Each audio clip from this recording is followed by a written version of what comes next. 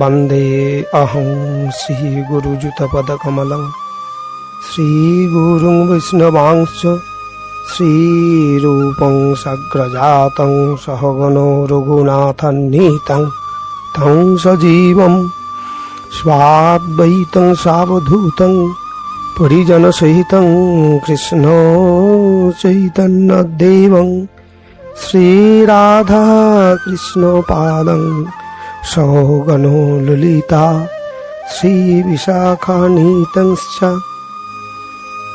नारायणं नमस्कृत्य नरं चैव नरोत्तमं देवीं सरस्वतीं व्यासं ततो जयमुदीरयेत् तुलसीकाननं यत्र यत्र पद्मो वनानि च पुराणपठनं यत्र तत्र सन्निहितो हरि तत्रैव गंगा जमुना च सिन्धु गोदावरी तत्र सरस्वती च सर्वाणि तीर्थानि वसन्ति तत्र यत्राच्युतोद्धारो कथा प्रसंगम। जय निताई, जय गौर हरि, जय श्री कानु ठाकुर। आज আমরা একটি বিশেষ ব্রত অর্থাৎ একাদশী ব্রত এই নিয়ে আলোচনা করতে বসেছি। আজকে আলোচ্য বিষয় একাদশী ব্রতের মাহাত্ম্য কথা। প্রতিটি ব্রতেরই আমাদের একটা শিক্ষা দেয়, বা প্রতিটি ব্রতই যে আমরা পালন করি, যে ব্রতই পালন করি না কেন, সেই ব্রতের মধ্যে দিয়ে সংযম, ত্যাগ ইত্যাদি আমরা কি করে অর্জন করতে পারি, তার জন্যই ব্রত পালন। এই সংসারে প্রাকৃত জীব, প্রাকৃত 24 তত্ত্ব যে বস্তু নিয়ে আমাদের দেহ গড়ে উঠেছে, এই দেহের স্বাভাবিকই বৃত্তি হচ্ছে কাম, ক্রোধ, লোভ, মোহ, মদ, মাৎসর্য ইত্যাদি রিপুর পিছনে ছুটা।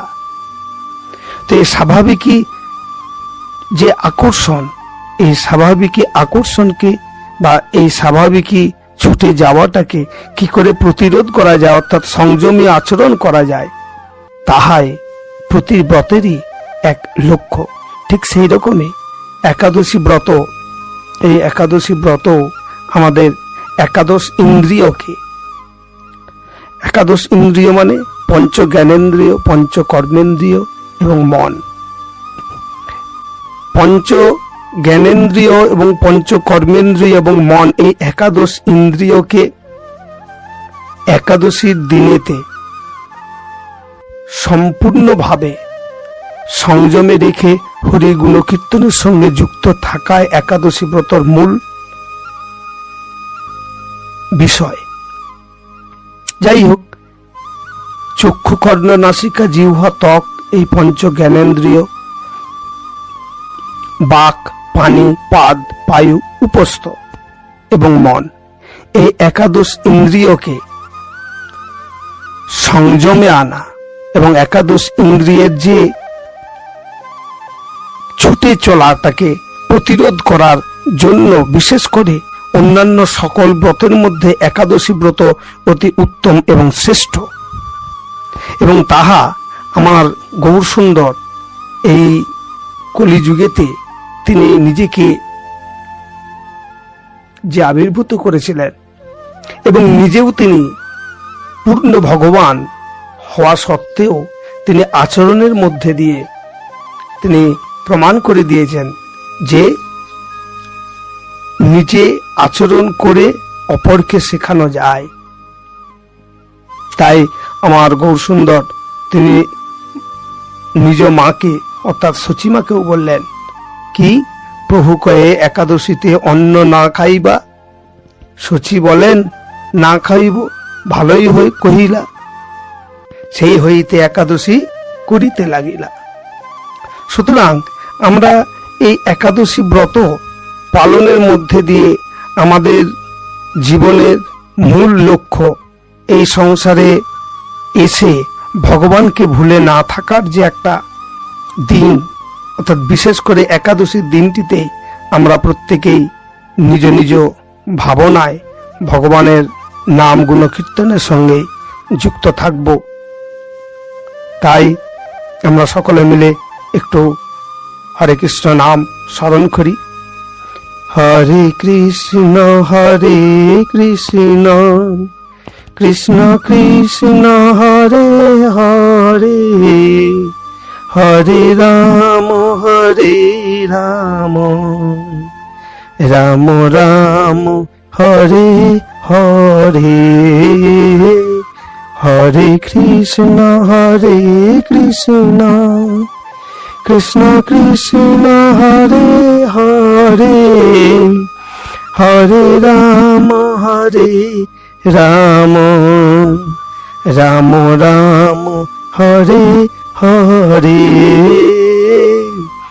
জয় নিতাই, জয় গৌর হরি। ভগবান শ্রীকৃষ্ণ পাণ্ডবগণের প্রধান উপদেষ্টা ছিলেন, তাই পাণ্ডবদের মধ্যে সব থেকে জ্যেষ্ঠ যিনি, সেই যুধিষ্ঠির মহারাজ ভগবান শ্রীকৃষ্ণের কাছে নিবেদন করলেন যে হে মাধব, এই শ্রাবণ মাসের কৃষ্ণপক্ষের যে একাদশী, এর নামই কি বা এর মাহাত্ম্যই বা কি? ভগবান শ্রীকৃষ্ণ যুধিষ্ঠিরকে বললেন, হে মহারাজ, আমি এই সম্বন্ধে পূর্বে দেবর্ষি নারদ প্রজাপতি ব্রহ্মাকে জিজ্ঞাসা করেছিলেন, এবং প্রজাপতি ব্রহ্মা এই নারদের জিজ্ঞাসার উত্তরে যে প্রদান করেছিলেন তা আমি তোমার নিকট বলিতেছি, তুমি মনোযোগের সহিত শ্রবণ করো। প্রজাপতি ব্রহ্মার নিকট দেবর্ষি নারদ জিজ্ঞাসা করেছিলেন, তার পরিপ্রেক্ষিতে নারদকে বলেছিলেন, ব্রহ্মা, যে তোমার প্রশ্নের আমি অত্যন্ত সন্তুষ্ট হয়েছি, কারণ শিষ্য সর্বদাই শ্রী গুরুর নিকট সাধন ভজনের গাঢ় তত্ত্ব বা গভীরতা যত বেশি লক্ষ্য করিবেন, শ্রী গুরুদেব শিষ্যের প্রতি ততই সন্তুষ্ট হইবেন।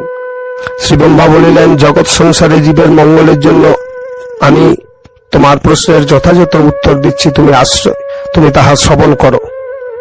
এই একাদশী ব্রতের মাহাত্ম্য শ্রবণে বাজপেয় যজ্ঞের ফল লাভ হয়। এই একাদশীর নাম, দেবীর নাম হচ্ছে কামিকা একাদশী। এই কামিকা একাদশী দেবীর অনুগত বা আশ্রয় প্রার্থীর মনের যাবতীয় পার্থিব অর্থাৎ প্রাকৃত বিষয়ের প্রতি যে কামনা, সেই কামনার বাসনাকে দূর করেন এবং দিব্য চেতনা প্রদান করেন, এবং অপ্রাকৃত কামনার প্রতি মন নিমগ্ন থাকে বলিয়া এই একাদশী দেবীকে কামনা শ্রী কামনা একাদশী, কামদা একাদশী দেবী রূপেও ইনি পূজিত হন। এই ব্রত পালনকারীকে এই দেবী গঙ্গা, গোদাবরী, কাশী, নৈমিষারণ্য, পুষ্কর ইত্যাদি তীর্থের দর্শনের কোটি গুণ ফল লাভ হয়। যদি এই ব্রতের দিন ভগবান শ্রীকৃষ্ণের পুজোর মধ্যে দিয়ে অতিবাহিত করা হয়, তবে এই ফল সেই জীব লাভ করে থাকে। যারা পাপপূর্ণ সাগরে নিমগ্ন, এই ব্রতের মাধ্যমে একমাত্র সেই পাপ ও সাগর থেকে উদ্ধারের সহজ পথ। এইরকম পবিত্র পাপনাশক শ্রেষ্ঠ ব্রত আর জগতে নাই। স্বয়ং শ্রী হরিও এই ব্রতের মাহাত্ম্য কীর্তন করিয়াছেন। এই ব্রত পালনকারী রাত্রি জাগরণ করে ভগবান শ্রীকৃষ্ণের নাম কীর্তন যদি করে, সেই জীব কখনো দুঃখ দুর্দশাগ্রস্ত হন না এবং কখনো নিম্নজনে প্রাপ্ত হন না। এই ব্রত পালনকারী যদি উক্ত দিনে কেশব প্রিয়া, তুলসী পত্র ও মঞ্জুরি সহ শ্রীকৃষ্ণের পূজা করেন, এই একাদশী দেবীর কৃপাতে জন্মার্জিত যত পাপ ও রাশি সঞ্চিত আছে তা থেকে মুক্ত হন। যেমন পদ্ম গাছ পুষ্করিণীতে উৎপন্ন হয়, কিন্তু পদ্ম পাতাতে সেই পুষ্করিণীর জল সংলগ্ন থাকলেও তার সেই পদ্ম পাতাতে লাগে না। ঠিক সেই রকমই পাপ সেই জীবকে স্পর্শ করে না।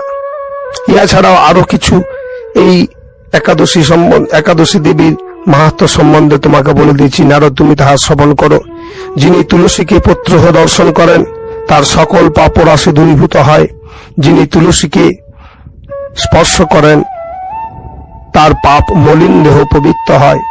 তুলসী দেবীকে প্রদক্ষিণ করিয়া প্রণাম করিলে সমস্ত রোগ দূর হয়, এবং তুলসী দেবীকে জল সিঞ্চন করিলে যমরাজও তাকে স্পর্শ করিতে পারে না।